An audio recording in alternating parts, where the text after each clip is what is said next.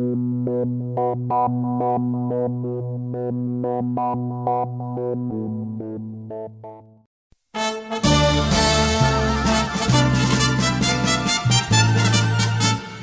утром 45-м завершим победы трудную войну.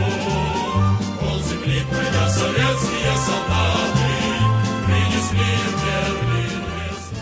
Нам, ныне живущим, молодым и беспечным, не довелось увидеть ту страшную войну, когда на защиту Родины встали и стар и мал, когда от разрывов бомб и снарядов рушились целые города, унося с собой миллионы жизней. И вот долгожданный День Победы, возвращение домой к родным. Но не всем было суждено отметить его с семьей. 29 мая 1945 года на основании директивы Ставки Верховного Главнокомандования была создана группа советских оккупационных войск в Германии. К своей деятельности войска приступили 10 июня 1945 года. Главнокомандующим и главноначальствующим советской военной администрации в Германии стал маршал Георгий Жуков. Наши бойцы продолжили служить, и на протяжении 49 лет они охраняли мир. Каждый служивший в этих группах внес свою долю в историческую миссию за пределами нашего государства. Миссию слома нацистской военной государственной машины, идеологии, борьбы с голодом, эпидемиями, в миссию решения главных военных, политических и экономических вопросов жизни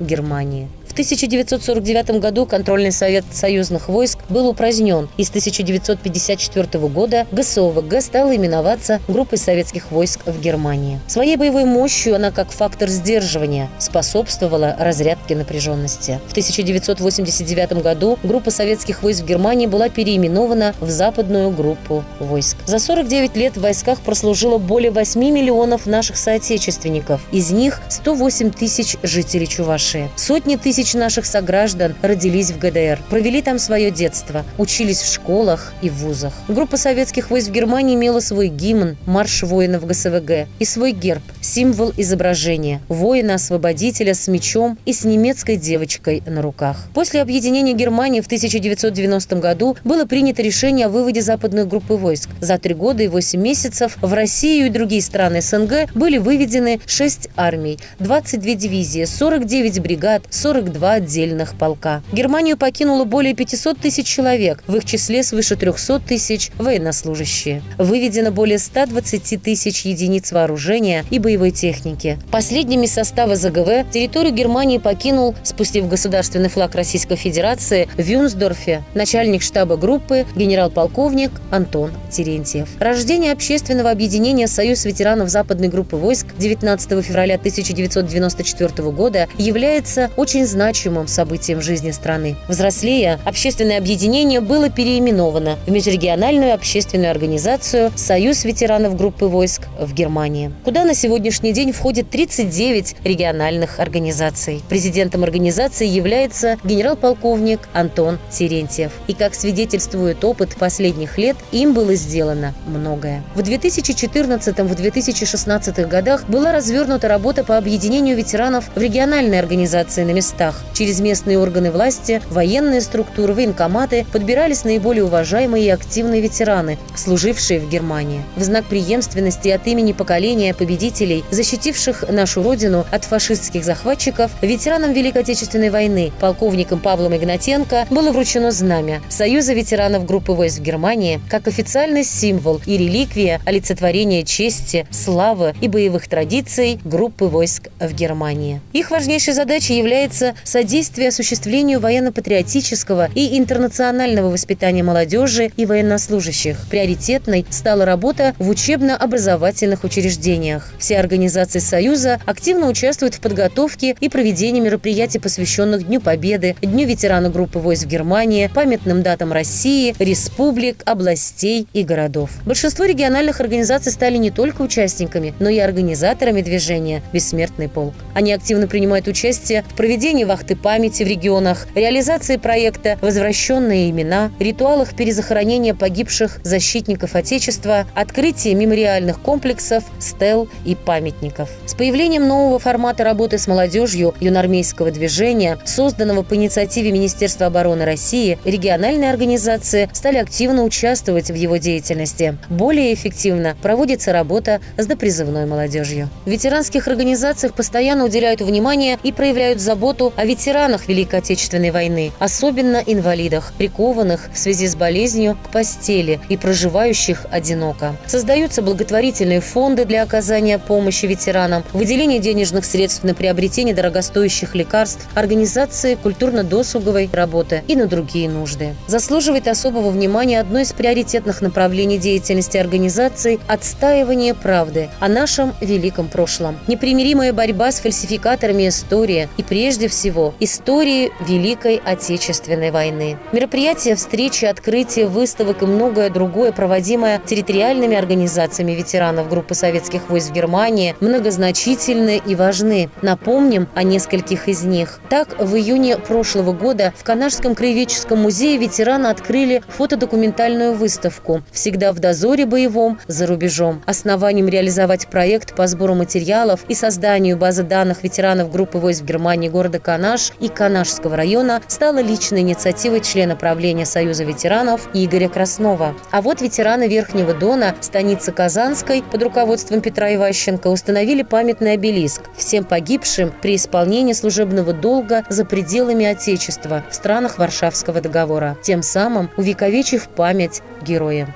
Ветераны Союза по Чеченской Республике также вносят свой особый вклад в ее развитие, трудясь на своих рабочих местах, в школах, на производстве, в сельском хозяйстве, на стройках. Они способствуют росту экономической мощи республики. Говорить о работе организации Союза ветеранов группы войск в Германии по всей России можно бесконечно. Ими сделано немало добрых дел. Память и реальная помощь – вот главная составляющая их деятельности, пример сознательности, порядка, солидарности и верности своим патриотическим идеалам.